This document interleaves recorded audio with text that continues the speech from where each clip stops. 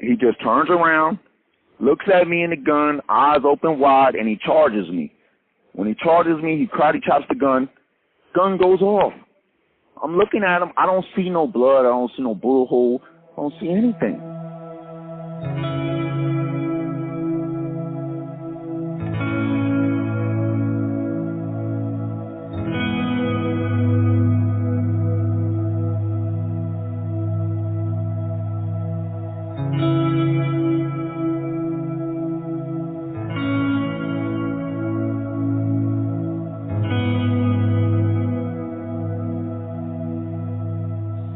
Well, my name is Vasil Heisler, and I'm located in Trenton, New Jersey, Mercer County, New Jersey State Prison. The address is P.O. Box 861, Trenton, New Jersey, 08625. Zip. You've been locked up since when? I've been locked up since 2007, July 16th, 2007. What I wanted to do is I really wanted to start with going back to like the early years of your life. You know, what was it like for you when you were a kid, and if there's any kind of like defining moments or experiences that you want to share with us, yeah, feel free. But yeah, how did you grow up? What was your family like? Well, family, never really had family like that, but I mean, I always had my mom, and I have brothers and sisters. I have siblings, but none of us are like close, so it's not like we're related. We're related, but we're not relatable. And it's kind of broken household. Mother was single. Father wasn't in the picture. You know, growing up, I never really kind of had a childhood. I mean, I was a child, obviously, but growing up didn't feel like, you know, I didn't feel like other children. And I was fairly intelligent as a child. Everybody said I was like the brightest thing in the room. You know, I had good educators. I liked school. I did very well in school, but after I had gotten into an accident, like my whole world got turned upside down. When I was 11, 1992, I was involved in an explosion, you know, and that kind of changed my life from there. I think it had a heavy impact on my attitude, towards life and my outlook on everything ever since. Yeah. So it's kind of like since an early age, since like 11, 12, like that's where I really started, like, I don't know, I ain't going to say I was striving for no attention or anything, because I never felt like I needed anybody's attention, but I was definitely headed around with the wrong crowd. You know, I was doing things that were like getting me in trouble, and it wasn't caring about it. So all of the things that I had going for me as a child, like I was an artist, I was going to art school, I had free scholarships for college already, I was considered a genius in elementary school, and you know, I had a lot of things that I could have been or done that I didn't do because as a child I kept getting in trouble. Juvenile facilities, group homes, you know, and they didn't really have placement for us because we were taken from our mother too, placed into foster care, and you know, I didn't want to live with other people, so I kind of ran away from there. Then I was back and forth to juvenile detention centers because they got tired of putting us in group homes and running away. So I don't know, I guess I came to this place in my childhood where I was just on the run all the time. So it was just easy for me to be on the run and on the go. Can you say more about, like you said, you were involved in an accident when you were a kid, and that kind of changed your outlook on things? Can you say more about that? I was living on 2nd Street in Trenton. That's right here. This prison is on 2nd Federal Cass, and the back street is 3rd Street. So this general area, this is my neighborhood right here where I'm located at this prison. And I live like 2 blocks from here. And there's an alleyway behind my house. There's an auto body shop, and then there's an alleyway where the auto body shop, they use that for, you know, the cars coming in and out, the garage and everything. Now back there, they also had a little area where they were supposed to be storing all of their toxic chemicals and stuff. And that was my little smoke spot. I was smoking cigarettes back then, so we used to go back there, sneak and smoke cigarettes, me and my friends, or me and my siblings, and it just so happened to be me and my friend that day, and we were smoking cigarettes. I can't remember whether, it was me or him, that, threw the match or whatever, but when we lit it and just threw the match down and it just went boom. We didn't throw the match intentionally into anything or a puddle or anything because, we were just back there smoking cigarettes, but I know that as soon as we lit that thing up and, the match hit whatever it hit, it just blew up, boom. And from there, I was on fire. And I had suffered third-degree burns on like 80% of my body or whatever. Wow. Yeah, and that was like, that was that was crazy. I stayed in the hospital for a long time too. I believe I was in the hospital for about like 9 months. Then I got transferred from the hospital, Children's Hospital in Philadelphia. I got transferred from there to a rehabilitation center in Toms River. Yeah, I spent time in rehab because I had to do physical therapy, occupational therapy, things like that. I had to go see neurologists and stuff because, like I told you, after my accident, like my whole attitude about life, everything changed. Like things that I cared about, I didn't care about anymore. Things that I cherished, I didn't cherish anymore. Like going to school. School was like my main thing. I was on an honor roll, gifted and talented, all of that type of stuff. But like after my accident, I didn't even care about school. I dropped out in the 7th or the 8th grade. I mean, they kept passing me up because I already had so much credit because they wanted to skip me ahead in classes. So, I mean, like they were just passing me because I had school credit. Like they wanted to pass me anyway. Mm-hmm. But, I didn't go to school from 7th grade on. And, I passed, obviously, because I was on the list for Trenton High. Yeah. You had also mentioned, you said you had scholarships and stuff. Yeah, I messed all of that up. I dropped out of the art school. I remember, it was like, I don't know how to explain it, but prior to my accident, I kind of, like, I wasn't reserved because I always was a free spirit, but I was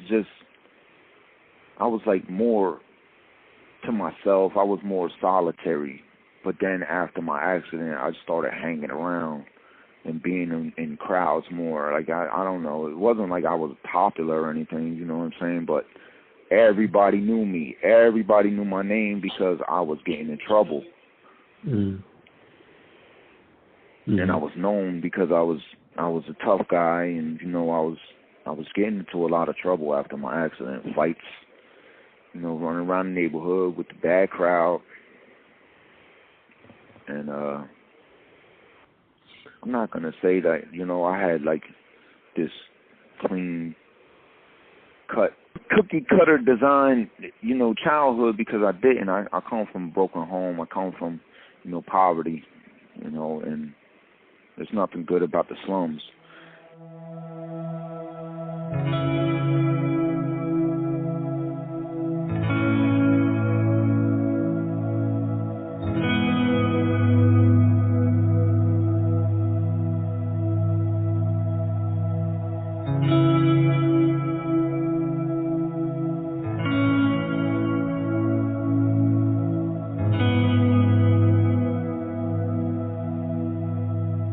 But I think, like, not having my father in the picture, my mother with her, and, she kind of had, like, abuse problems because she was very abusive because she was abused as a child. So she used to take, like, her problems out on us kids, and it wasn't, like, our problem. Like, we didn't ask to be born, but she had, like, 5 kids. And I guess the pressure of being single and depending on the government, for government subsidiaries and stuff on welfare, that was kind of driving her to madness, and she was driving the kids to madness because, you know, I started doing drugs. Once I started doing drugs, smoking weed, drinking, and running around, I mean, that's when I started getting into the most trouble. In my childhood, juvenile experiences were like mainly fights, but I was getting charged as if like it was like robberies or something because the kids were saying like I was punching them in the face and robbing them, but I wasn't. But they were saying that. I mean, I'm not trying to excuse what I was doing because I was obviously doing things that I wasn't supposed to be doing, but majority of the things that I was being charged with as a juvenile was like theft by unlawful taking or robbery or something like that because, I'm not saying I wasn't doing things, but I was definitely getting into the most trouble doing that type of stuff, like fights. And that kind of gave me like a bad rap, not just with like the police and everything in the neighborhood, but also like the people in the neighborhood. So kind of like, I don't know, the image of me is kind of crazy. Like, you got a lot of people that love me, and I got a lot of people that hate me, and I got a lot of people that don't even know me that want to know me, and they act like they know me. You understand what I'm saying? It's like a celebrity, but I don't want this type of celebrity because this type of celebrity is not good for me, and it's not making me look good because people are expecting me to be this thing that I'm not. I don't know if that sounds right, but it's very complicated to explain, but it is what it is. And here I am, like everybody's judging me based off of my childhood and my past. Like as an adult, I wasn't in the streets much as an adult. I did a bit before, you know, I just came home before I came into this one. So I did 5 years, 8 months in, you know, multiple prisons in the state of New Jersey because I was being moved around. And I had a 6 with a 3. And it was for violent crime. And, you know, they used that against me, too, because they try to make it seem like, you know, this is all I do. This is all I ever did in life was just go around and shooting people. That's what I had. I had a shooting in 2001. That kind of made me look like, you know, I was violent, and then all of the rest of the stuff that, you know, I was going through as a juvenile. Instead of them trying to help me as a juvenile, they were just throwing me in a juvenile detention center and then thinking that, you know, if they punish me, that, you know, I would somehow turn into this good little child. Like, I think that's the way that the state operates. They punish you, and then they say, be good, and then you're supposed to be good, but they didn't ever teach me how to be a child. I didn't know how to be a child. I was a child acting like a grown man.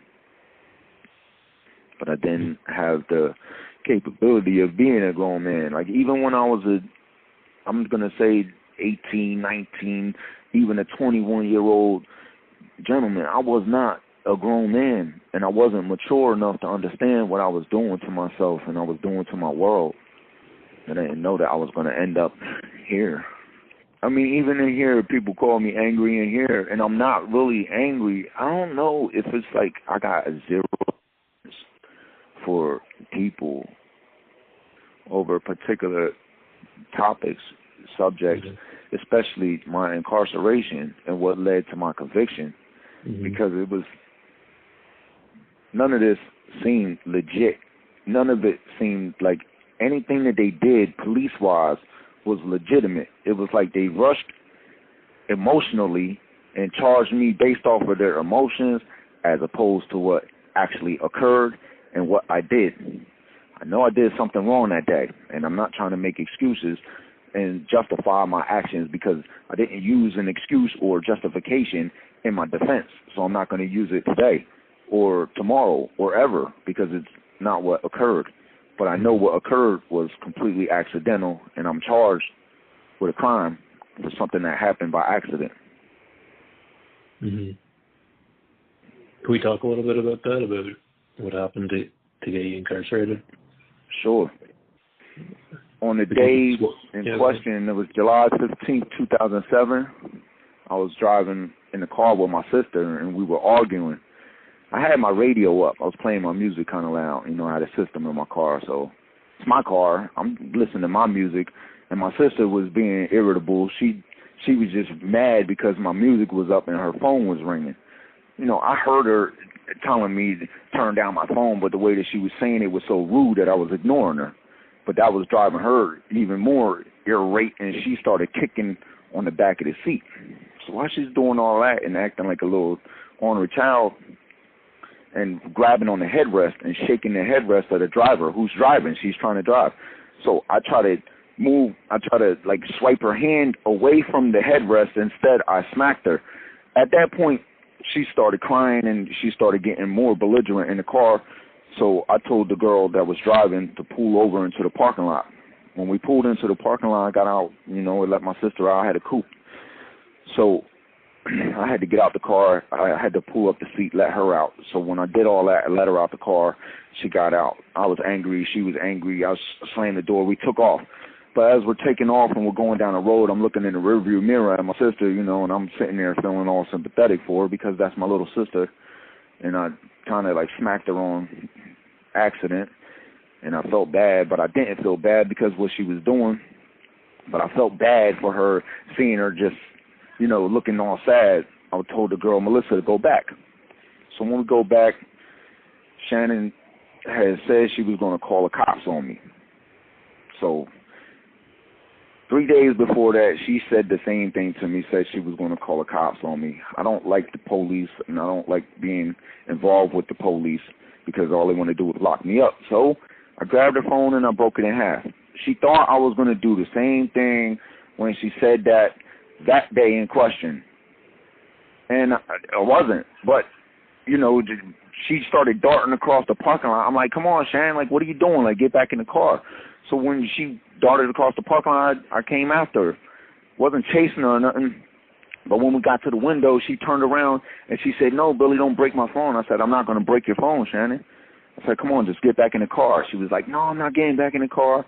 She was, you know, arguing with me. In the middle of us going back and forth, sharing this dialogue, this car just pulls into the parking lot, screeching, halt, almost hits me. And I'm standing there, and I'm, you know, me and my sister, we're going back and forth, we're exchanging words or whatever, and the car almost hits me. So I look at the people, and I say, yo, what the fuck are you doing? The guy gets out the car, and he comes up to me, and he pushes me. When he pushes me, I push him back. And I told him, don't put your hands on me.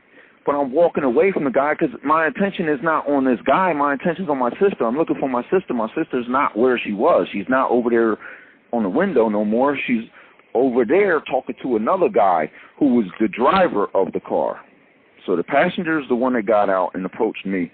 The driver's over there talking to my sister. Now, I'm walking around the corner on Dewey Avenue. I took a left. We're on Broad Street in Trenton, New Jersey. If you go all the way up Broad Street, it runs into Hamilton. So we're on the Hamilton side. And Dewey Avenue is like a side street off of Broad Street. Broad Street is the main street.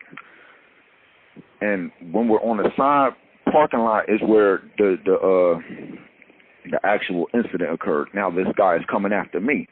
So as he's coming after me, he's grabbing me by my arm and he's telling me, come here, guy. I didn't tell you to leave, tough guy, and all this other stuff. This guy's not saying he's a police officer or none of this stuff that they're saying in their newspaper and in the paperwork. He didn't come and announce himself as a cop. Remember, I told you, as soon as he got out the car, he pushed me. I pushed him back, and we had that exchange. Yeah, as he's following me, I'm telling him, like, yo, I'm leaving, bro. Why you following me? He keeps, you know, grabbing me by my arm. So twice this occurred. When he grabbed me by my arm the third time, I didn't think anything. I didn't know what to think because I didn't think anything. I just turned around, but as I turned around, I had a gun in my back pocket, 38, pulled the gun out of my pocket and just hit him in the head with it. When I hit him in the head with it, I obviously had the gun pointed at him. He just turns around, looks at me in the gun, eyes open wide, and he charges me. When he charges me, he karate chops the gun. Gun goes off. I'm looking at him. I don't see no blood. I don't see no bullet hole. I don't see anything. All I see him is staring at me with a blank stare on his face. He just sits down right in front of me in a Indian style, crosses his legs, and just sits down, plops down, boom. Then he just laid down on the ground. I mean, what was I supposed to do? Just stand there? took off.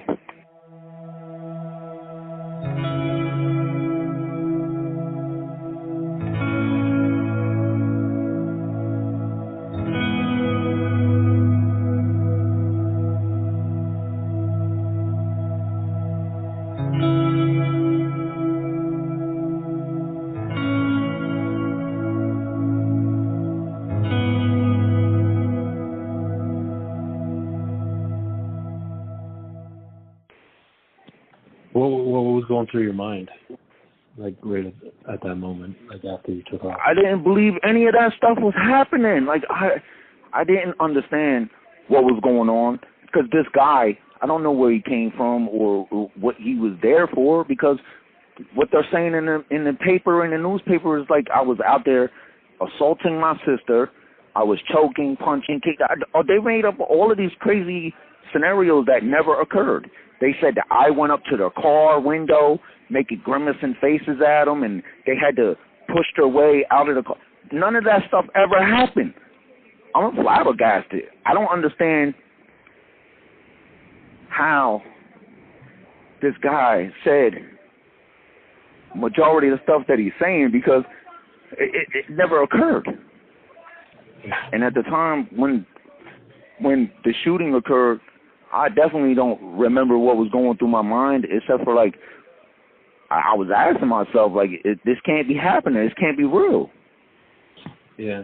After I hit him up top of the head with the gun, he had, like, blood coming down his face, because I kind of, like, pushed open his brow, and he, like, just wiped his face and just looked at me. And that's when he said, "Oh, I'm a police officer. Now you're under arrest." Am I supposed to believe that he's a cop because he says that after he gets hit in the head with a gun? And he didn't say. I want to go back into detail about this too, because the strangest thing ever is, like, they were trying to make it seem like he was arresting me for a crime. I was not being arrested for a crime. I was not underneath, any warrants. He wasn't detaining me for questioning. There was no crime. So I don't understand why they're trying to make it seem like I was out there committing a crime at the time when he pulled up on me. Everything that he did was in violation of the United States Constitution, and specifically for him because he's a police officer. It was kind of like right in that moment where, everything was kind of crazy. It wasn't like really happening, but it was like really happening, and it happened so fast. And, they break it down. When they break it down, they try to break it down into like a scenarios, like all of these different scenarios. Nah, that stuff happened like everything in a matter of like whole together 70 seconds. All together, everything, from them getting out the car, approaching me walking around the corner, all of that, it was all in a matter of 70 seconds. Him getting shot, everything. So it was like real fast. But when they're explaining it and they're breaking it down, it seems like, all of these things were happening in a matter of an hour or something like that, and that's not true. Well, I don't know if people think that.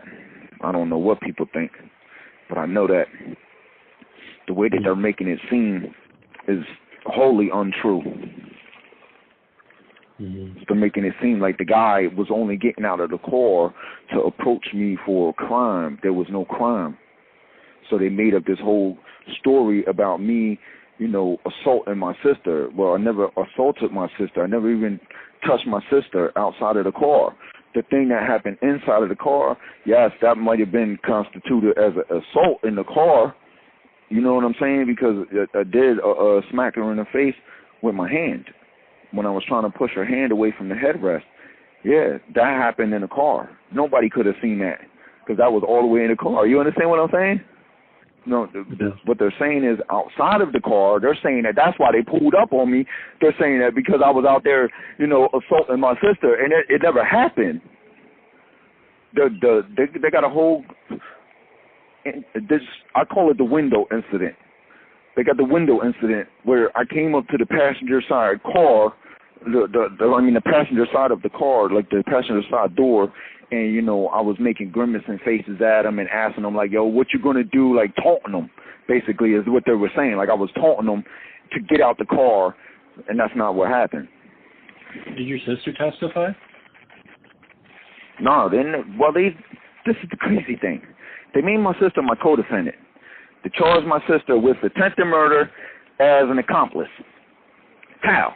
Because when my sister told them she was my sister and I was her brother, it was okay for them to leave. They said that constituted attempted murder, according to the state of New Jersey, because that's what they charged my sister with. They charged her with attempted murder. They held her for 18 months on attempted murder charges, then finally allowed her to cop out to resisting arrest and hindering apprehension and obstruction of justice.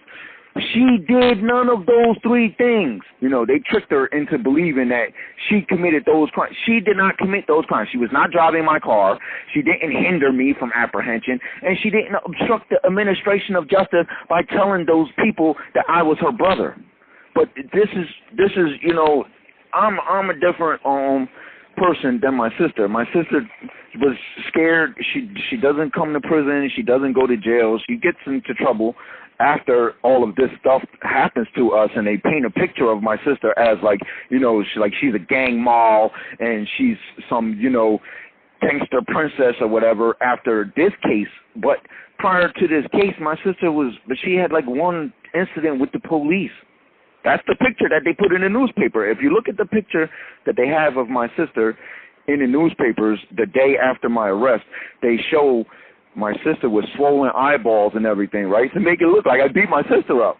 That was the police that did that to my sister in 2003. They maced my sister when she lived on Hamilton Avenue, and she got into an incident with the police, and that's the picture that they used. They used that picture of her with the maced, swollen eyes to make it seem like that was my sister coming out of my house that day.